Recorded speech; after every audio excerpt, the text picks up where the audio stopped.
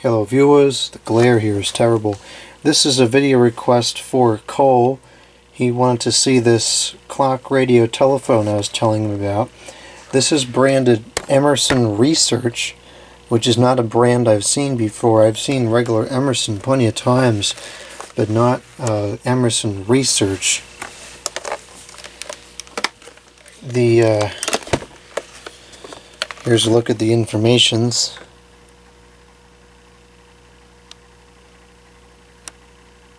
The model number is quite lengthy and appears to be CKT9087 suffix B, and it looks to draw 60 watts. Emerson Radio Corporation, made in China. I've heard of Emerson Radio Corporation before. Conforms to UL standards but is not actually listed and approved by UL. It does have a, what's this? Emerson's Research. It does have a battery backup, which needs to get removed right away before that ends up leaking in there, if it hasn't already. It is a door cell battery, so who knows how reliable it is. Probably not very. These seem to be very prone to leaking, and I can't seem to get it out. Looks like it has already begun to leak. Ever so slightly. Yep, it's all swelled here at the bottom. That's why it wasn't coming out. So another leaking door cell battery. Not surprised. Well, this one's from March 2009, so it's over 10 years old. I can't be too critical on it at that point. There appears to be some kind of a reset button perhaps down there at the bottom. Or maybe not. I don't feel it pressing. Well, anyways, it's kind of a neat unit. Generally a little bit newer than what I typically like, but it's got some kind of cool features I don't think I've ever seen before on a clock radio.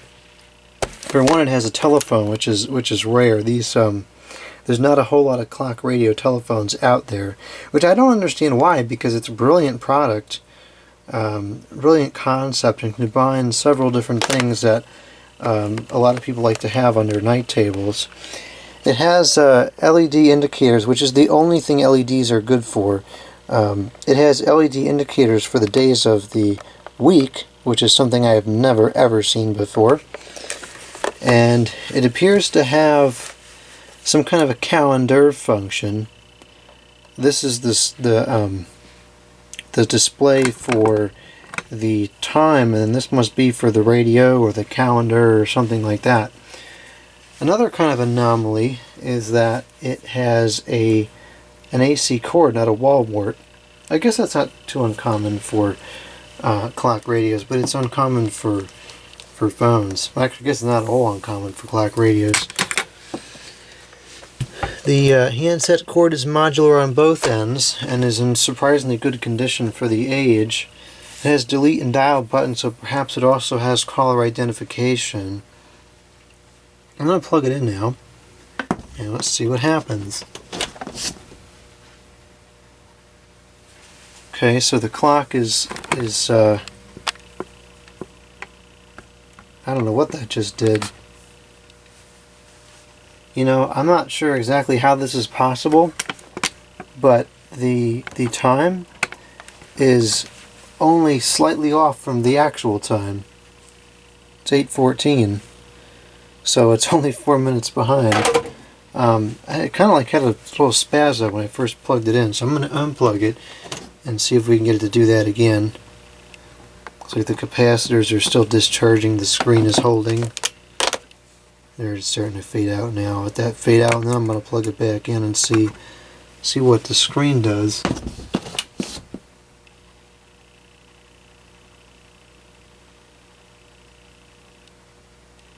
Did that just set the date?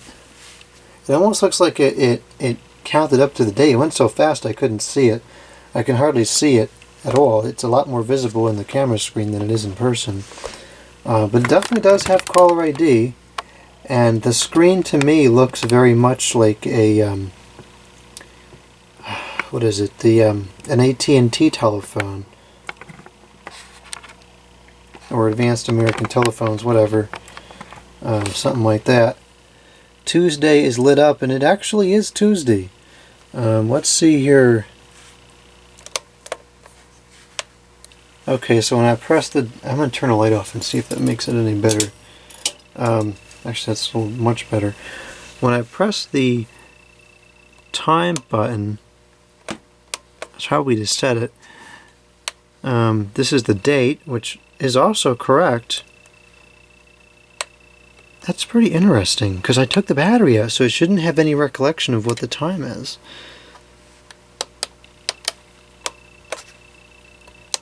Time zone number 1, I guess. That's fascinating to me. Alright, well, I suppose the next thing we should do is ring it up.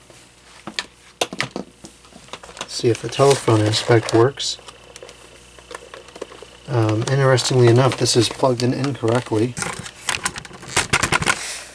The line cord had the line jack had the handset in it, so we'll switch that around. Plug in the line, ring, high, low, off. We'll start on low, and it has some other settings over here. Dimer, low, high. Oh, there we go. Now we can actually see the screen. Alarm. Oh, it's got 2 alarms. Radio buzzer off. We'll turn that off for now. I guess I forget to unplug this. Over here we have tuning, AM, FM bands. Actually, it's pretty fully featured for being kind of an oddball piece.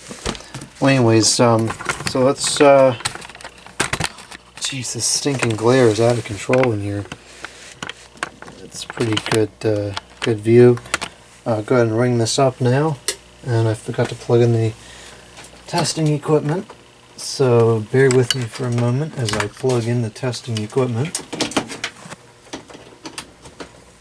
Okay, the testing equipment is plugged up, and here we go.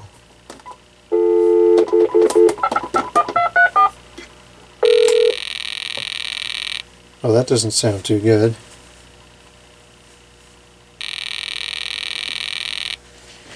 It's trying to work. Let's go to high. Nope, that's still kind of crummy.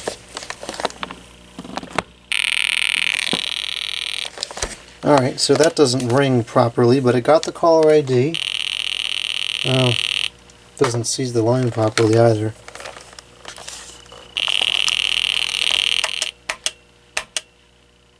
There we go. It's counting up as if it's on a call, but it's not recognizing that I answered it.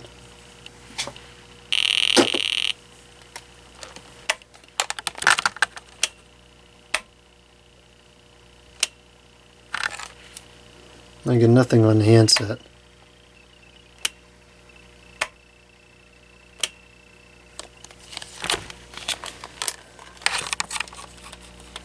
I would say maybe it's just a bad cord, but I don't think so, because the hook switch is on here, so this should work and seize the line even if the handset's not plugged in. It's somewhat working because the timer starts when I release the hook switch. We'll ring it up again. Yeah, there's definitely something wrong with the ringer. It doesn't seize the line. That is a shame. So now it's showing it seized the line and it's counting a call, but it's not actually seizing the line. Dang, that stinks. I really wanted this to work. Of course, it's not to say that I can't fix it, but that's if this needs parts or something, this is not going to be an easy thing to find parts for, because this is not something I think that's common. Well, we can test the radio, see if that works. Actually, what I can do to check this handset, I'll plug it into the testing phone.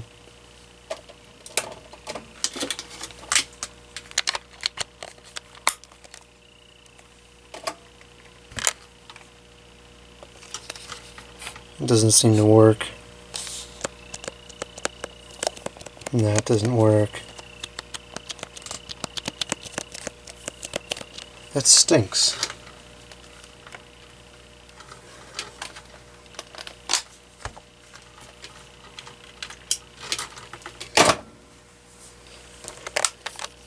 Well, that's disappointing.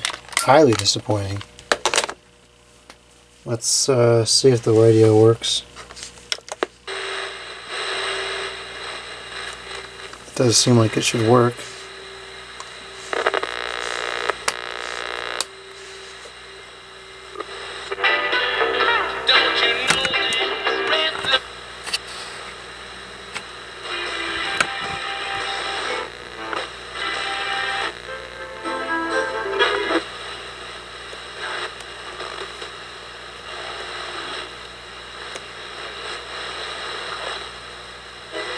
Better?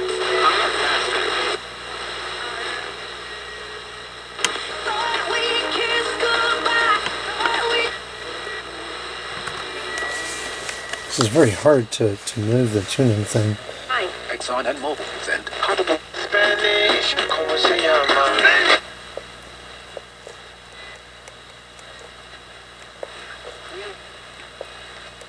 It has very poor reception.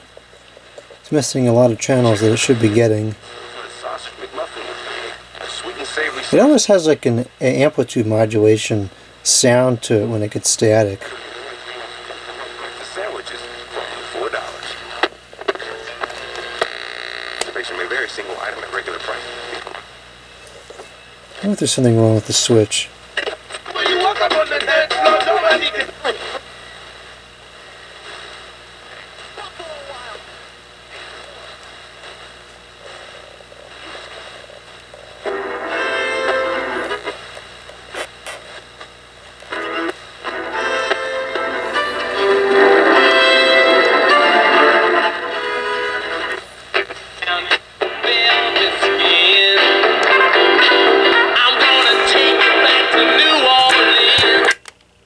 It does mute when you pick up the telephone.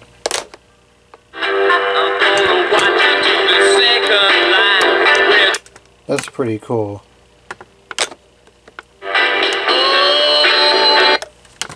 Well, that's truly a shame the telephone part doesn't work.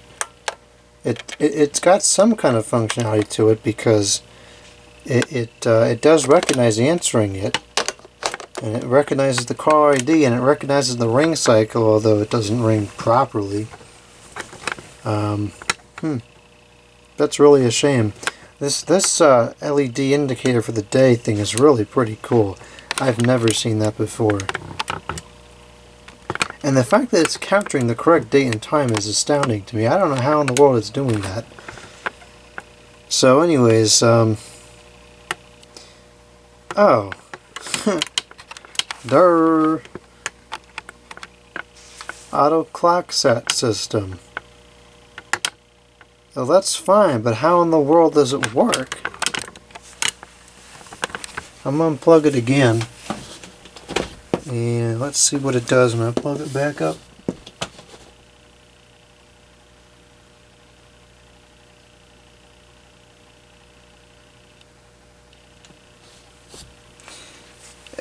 It sets itself, no doubt about it, and it's accurate too. It's still 4 minutes behind what's on this telephone. So that's weird. I don't know how in the world that works. It's pretty cool though, I'll give it that much. Well, anyways, interesting piece, very interesting piece, and more interesting than I thought it was going to be when I grabbed it. But it's a shame it doesn't work. This may be one of those things I try to repair because it's pretty cool. Anyways, that's it. Thank you for watching. Goodbye.